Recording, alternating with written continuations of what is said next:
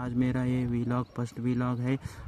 मेरा वीडियो का कॉन्सेप्ट ये है कि कैसे धार्मिक कर्म साइकोलॉजी के फैक्ट्स के ऊपर इम्पैक्ट डाल देते हैं। पहले हम साइकोलॉजी के फैक्ट्स के बारे में बताएंगे। पहले वीडियो एंड तक देखिए। वीडियो को शेयर और लाइक और सब्सक्राइब कर दीजिए। बेल आइकन को बटन को दबाना ना भूलिए। पहले हम ये बताना चाहेंगे कि धार्मिक जो पहले फैक्ट्स होते हैं साइकोलॉजी के फैक्ट्स। दो साइकोलॉजिकल फैक्ट्स का मतलब होता है जो वर्क होता है, जो काम करते हैं, जो सॉफ्ट काम होते हैं, तो फिर टेंशन भी कम हो जाता है और टेंशन कम होने के कारण बिहेवियर में भी अच्छे बिहेवियर होते हैं। और अगर काम भी बहुत हार्ड हो तो टेंशन ज़्यादा रहता है। टेंशन ज़्यादा होने के कारण हम बिहेवियर में भी, हाव भाव में भी चेंज हो जाते हैं। और हम जो पहले बता रहे थे, दूसरा कॉन्सेप्ट है कि धार्मिक कर्म का मतलब जो होता है वर्णाश्रम का कर्म। पहले मैं वर्ण के ऊपर का बात करूँगा। वर्ण मतलब होते हैं 4 वर्ण होते हैं, ब्राह्मण, क्षत्रिय, शूद्र, वैश्य। उसके बाद आता है आश्रम। आश्रम मतलब 3 होते हैं, ब्रह्मचर्य, गृहस्थ, सन्यासी। 3 आश्रम होते हैं। और उसके बाद होता है कर्म उसको जो काम होता है। कर्म मतलब ब्राह्मणों के लिए काम होता है पढ़ना और दूसरों को पढ़ाना। और बड़े बड़े जो काम जो जहाँ पर जो स्टडी अप्लाई हो जाते हैं, मतलब एजुकेशन जहाँ सेक्टर होता है वहाँ ब्राह्मणों का काम करना चाहिए, वही है।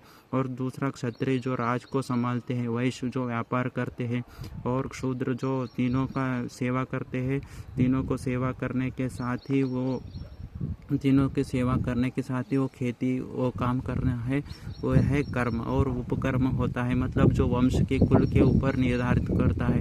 उपकर्म मतलब जो शूद्रों में आते हैं बहुत लोग, कारपेंटर और मटकी बनाने वाले, उसका उपकर्म होता है। वो पहले कौन सा कर्म करना चाहिए? जो पहले 3 वर्ण होते हैं उसके पूरे जो यानी कि ब्राह्मण, क्षत्रिय, वैश्य, तीनों का सेवा करना चाहिए। सेवा करने के साथ साथ जो कारपेंटर है उसका मटकी बनाने वाला जो काम है वो करना चाहिए। ये दोनों ये काम करना चाहिए जो ये उपकर्म में आते हैं। और तीसरा होता है उसका वो है कि खेती करना जो होता है, वो तीनों काम करना होता है। और ये तीनों काम करने के साथ यही तो कर्म होता है उनका। ऐसे दिनचर्या अगर इसके खिलाफ अगर ना करे, ये सब कर्म ना करे, अगर दूसरे काम करने लगे तो फिर यहाँ पे ज़रूर इफेक्ट होगा इसके ऊपर। मतलब जो काम अलग अलग काम करेगा, जो अगर मटकी वाला जो पहला कर्म होता है उसका तीनों का सेवा करना होता है, मतलब ब्राह्मण, क्षत्रिय, वैश्य तीनों का सेवा करना होता है। दूसरा कर्म यही उपकर्म में उसका आता, उसके बाद खेती का काम होता है। खेती के काम में उपकर्म में आते हैं। उपकर्म में आता है जो मटकी बनाना होता है। मटकी के बिना अगर दूसरा काम करने लगा बैंक में अगर सॉफ्टवेयर इंजीनियर बन के अलग अलग काम करने लगा तो उसके ऊपर ज़रूर इफेक्ट पड़ेगा। कि दूसरा इफेक्ट जो क्या होता है, अगर काम अलग होता है लेकिन उसके ऊपर टेंशन अलग होता है। टेंशन अलग होने के कारण बिहेवियर भी अलग हो जाता है। पहले वो जो मटकी बनाना होता है करता है तो फिर मटकी बनाते वक्त उसको उतना इफेक्ट नहीं, उसका टेंशन उतना नहीं होता, तो फिर बिहेवियर भी अच्छा होता है, नेचर फ्रेंडली होता है। जो पेड़ को और सभी कण कण में भगवान को मानता है और भगवान को मानने लगता है, को पेड़ को नहीं काटता और जानवरों को भी नहीं काटता, नहीं मारता, जंग के लिए तैयार नहीं हो, जंग नहीं करता, एक दूसरे के साथ जंग नहीं करता। अगर बैंक मैनेजर या सॉफ्टवेयर इंजीनियर की काम करे तो टेंशन भी अलग होता है, बिहेवियर एकदम चेंज हो जाते हैं।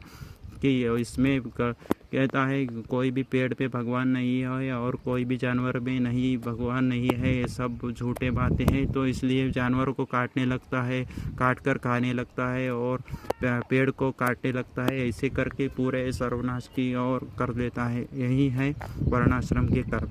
अगर ये वर्णाश्रम के कर्म अच्छे से किया जाते तो अच्छा होता। आज हम प्रेजेंटली यही ये वर्णाश्रम के कर्म और साइकोलॉजिकल फैक्ट को अप्लाई करें तो हम आज देख सकते हैं बहुत जगह दुनिया के भर में जंग चल रहे हैं। जंग क्योंकि इसलिए चल रहे हैं, वहाँ पे देश को संभालने वाले कोई क्षत्रिय नहीं है, वो सब शूद्र लोग हैं।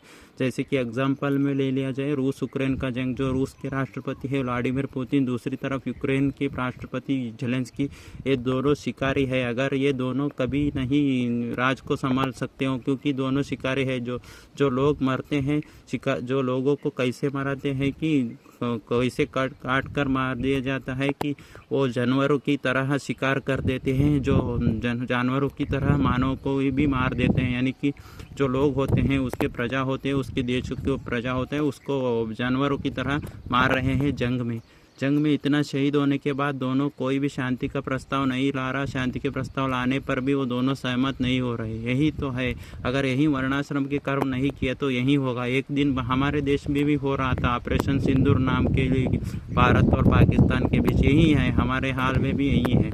अगर यही काम वर्णाश्रम के कर्म करते होते तो अच्छा होता कि कोई जंग नहीं होता। जंग करने पर भी वो शांति का बहाल करके वो जंग को रुकवा देते। अगर क्षत्रिय होते तो एक क्षत्रिय नहीं है, एक शूद्र लोग है, जरूर होगा। इसके बाद कोई बड़ा होने वाला है। अगर ये अभी बहुत लोग कह रहे थे कि रूस और यूक्रेन के जंग में न्यूक्लियर वार नहीं हो रहा। न्यूक्लियर वार इसलिए नहीं हो रहा, जो रूस और यूक्रेन दोनों के जो न्यूक्लियर वार इसलिए नहीं हो रहा, रूस और अमेरिका के बीच एक न्यूक्लियर डील हुआ है 2027 तक। अगर 2027 के बाद न्यूक्लियर वार की संधि टूट जाती है तब वो दोनों एक दूसरे के ऊपर न्यूक्लियर वार करेंगे। न्यूक्लियर वार जरूर होगा, जरूर विनाश होगा। अगर विनाश को बचाना चाहते हैं तो वर्णाश्रम के कर्म करें, और अगर ये झूठे बातें हैं तो फिर होगा जरूर वर्ल्ड वार होगा, बस सर्वनाश होगा, कुछ नहीं होगा। ये सब तो वर्णाश्रम के कर्म तो खुद भगवान ने कहा है का कर्म है।